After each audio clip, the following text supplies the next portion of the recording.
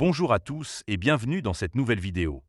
Aujourd'hui, on va plonger dans l'univers des crypto-monnaies pour parler d'un projet qui se distingue par son ambition de connecter les blockchains et de poser les bases du Web3, Polkadot, et son jeton natif, le DOT.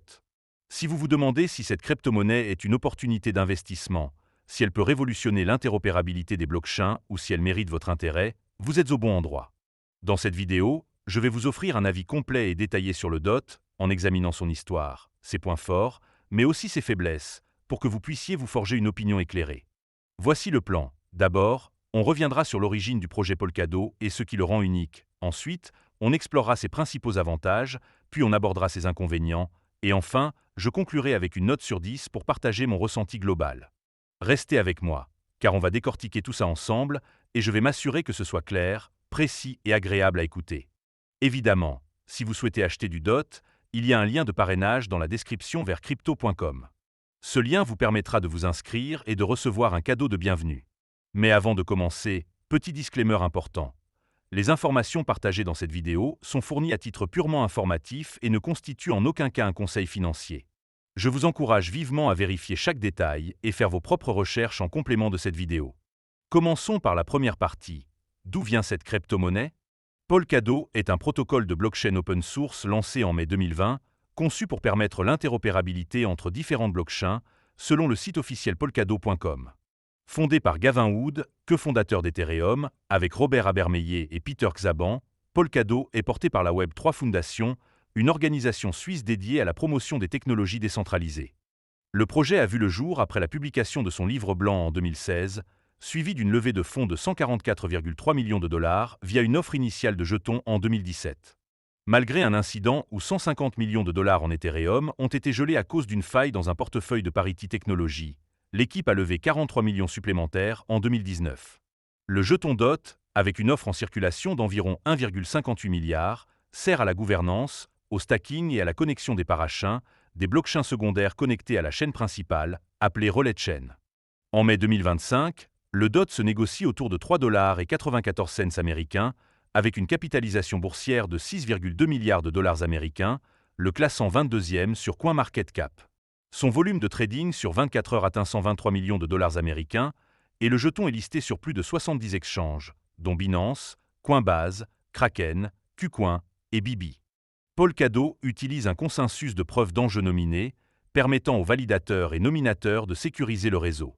Des développements récents, comme l'introduction de Polkadot 2.0 avec un marché de core time et des ETF proposés par Grayscale et 21 Shares, montrent son ambition.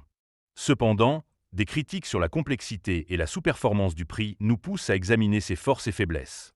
Passons à la deuxième partie pour explorer les avantages du DOT. On attaque maintenant les avantages du DOT, et je vais vous détailler 5 points forts qui font de cette crypto-monnaie et de son écosystème un projet attractif pour les développeurs et les traders. Le premier bon point, c'est l'interopérabilité unique de Polkadot. Contrairement à Ethereum ou Bitcoin, qui opèrent de manière isolée, Polkadot permet aux blockchains de communiquer via son protocole XCMP, transférant données et actifs sans intermédiaire. Les parachains, comme Moonbeam ou Akala, peuvent interagir avec Ethereum ou Bitcoin via des ponts, facilitant des applications DeFi cross-chain. Cette capacité positionne Polkadot comme une fondation pour le Web3, où les blockchains collaborent. Le deuxième avantage, c'est la scalabilité grâce aux parachains. Polkadot traite jusqu'à 1000 transactions par seconde en exécutant des transactions parallèles sur ses parachains, contrairement à Ethereum, limité à 30 TPS avant son passage à la preuve d'enjeu. Chaque parachain est optimisé pour des cas spécifiques, comme la DeFi ou les NFT, et bénéficie de la sécurité partagée de la relais de chaîne. Cette architecture réduit la congestion, offrant une expérience fluide même à grande échelle. Le troisième point fort, c'est la gouvernance décentralisée.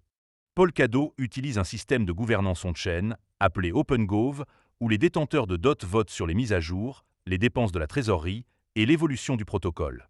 Ce modèle, renforcé par Polkadot 2.0, élimine les forks et donne le pouvoir à la communauté, contrairement à Ethereum, où la gouvernance est souvent off-chain. Des initiatives comme un fonds d'écosystème de 100 millions de dollars, soutenu par Arbour, montrent un engagement communautaire fort. Le quatrième avantage, c'est l'écosystème DeFi et les cas d'usage. Polkadot héberge des projets comme Akala, qui propose un stablecoin et des services de stacking, et Moonbeam, qui permet l'intégration d'applications Ethereum. Des projets NFT, comme Unique Network, exploitent la faible consommation énergétique de Polkadot, tandis que des applications d'EPIN, comme PIC, attirent l'attention. Avec plus de 50 parachins actives et 100 millions de transactions en 2024, l'écosystème est dynamique et diversifié. Enfin, le cinquième point positif, c'est la liquidité et l'accessibilité. Le DOT est disponible sur plus de 70 exchanges majeurs, avec un volume de trading quotidien de 123 millions de dollars américains.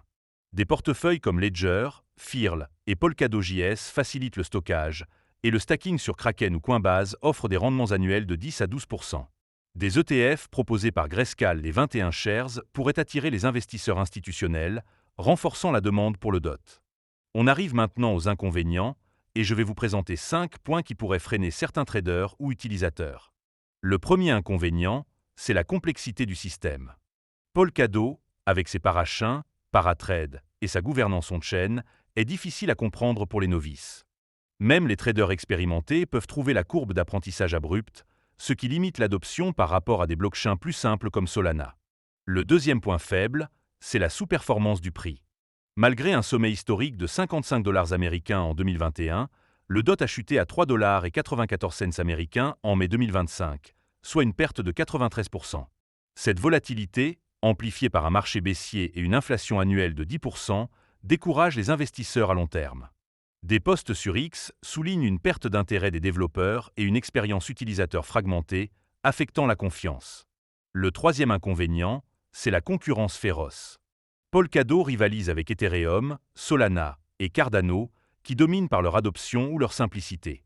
Ethereum, avec ses couches secondaires, et Solana, avec ses 65 000 TPS, attirent plus de développeurs. Polkadot, bien que techniquement avancé, peine à capter l'attention des investisseurs traditionnels, comme le notent certains sur Reddit. Le quatrième point négatif, c'est le modèle d'enchère des parachins. Les slots, limités à environ 100, sont attribués via des enchères où les projets doivent verrouiller des dots, favorisant les initiatives bien financées. Cela marginalise les petits projets, réduisant la diversité de l'écosystème. Polkadot 2.0, avec son marché de core time, vise à résoudre ce problème, mais il est encore en phase de test. Enfin, le cinquième inconvénient, c'est les risques réglementaires. Bien que Polkadot ait engagé des discussions avec la SEC pour éviter que le DOT ne soit classé comme un titre financier, des retards dans l'approbation des ETF par Grayscale et 21 Shares montrent une incertitude. Les régulations transfrontalières et les lois sur les actifs numériques pourraient compliquer l'adoption globale. On arrive maintenant à la conclusion, et il est temps de faire le bilan. Polkadot et le DOT offrent une vision audacieuse avec une interopérabilité unique, une scalabilité robuste, une gouvernance décentralisée, un écosystème DeFi dynamique et une forte liquidité. Ces atouts en font un choix pertinent pour les traders spéculatifs et les développeurs Web3, surtout ceux qui croient en un avenir multi-chaîne. Cependant, sa complexité, sa sous-performance, la concurrence, le modèle d'enchère et les risques réglementaires rappellent qu'il s'agit d'un investissement risqué. Pour ceux prêts à naviguer dans cette complexité et à diversifier, le DOT peut être une addition intéressante. En revanche, pour les investisseurs prudents ou ceux préférant des projets plus établis, des alternatives comme l'ETH ou le SOL pourraient être plus adaptées. En tenant compte de tout cela, je donnerai au DOT une note de 7,8 sur 10. C'est un projet techniquement impressionnant avec un potentiel énorme, mais il doit simplifier son expérience utilisateur et regagner l'élan pour s'imposer. Merci d'avoir regardé cette vidéo, n'hésitez pas à laisser un commentaire pour partager votre avis sur Polkadot, à liker et à vous abonner pour ne pas rater les prochaines analyses. À bientôt!